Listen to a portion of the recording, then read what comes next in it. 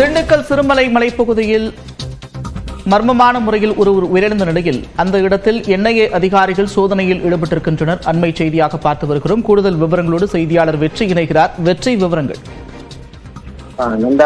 திண்டுக்கல்ல இருந்து சிறுமலை செல்லக்கூடிய அந்த மலைப்பாதையில் 17வது கொண்டை ஊசி வளைவு அருகே இருக்கக்கூடிய வனத்துறைக்கு சொந்தமான வாட்ச் டவருக்கு அருகே ஜேஎம்ஜே என்பவருக்கு சொந்தமான பட்டா காட்டு பகுதியில ஒரு துர்நாற்றம் வீசியதாக அந்த மக்கள் கொடுத்த புகார் அடிப்படையில காவலர்களும் வனத்துறையினரும் நேர்ல போய் சோதனை செய்யும் பொழுது அங்க அருகில் இருந்த இறந்த நபருடைய அருகில பேட்டரியும் வயர் வெடிபொருட்கள்லாம் இருந்தது பார்த்து அது அருகில் நெருங்கும் போது காவலர்களுக்கும் காவலர் இருவருக்கும் வனத்துறையினர் ஒரு அதிகாரிக்கும் லேசான காயம் ஏற்பட்டது.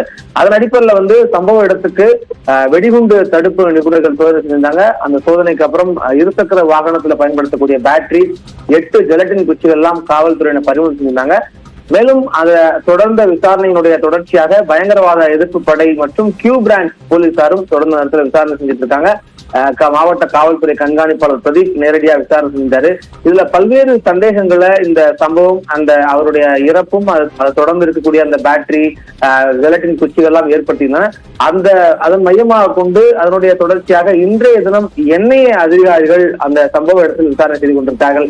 அந்த சிறுமலையில பயங்கரவாத எதிர்ப்பு படை மற்றும் கியூ பிரான்ச் விசாரணையை தொடர்ந்து தற்பொழுது என்ஐஏ தேசிய புலனாய்வு முகமையினுடைய அதிகாரிகள் குழுவினரும் அங்க விசாரணை செஞ்சுட்டு இருக்கிறாங்க.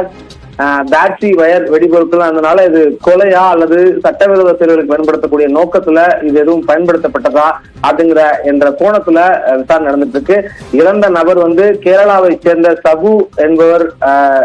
கேரளா சபு ஏற்கனவே திருமல்ல சொந்தமான இடம் இருந்ததும் குறிப்பிடத்தக்கது. இப்படி பல்வேறு சந்தேகங்களை இந்த விசாரணை அடுத்தடுத்த சந்தேகங்களை எழுப்பிக்கிட்டே இருக்கு. தொடர்ந்து பல்வேறு அமைப்பினரும் இந்த விசாரணையை தீவிரப்படுத்திக் கொண்டிருக்கிறார்கள்.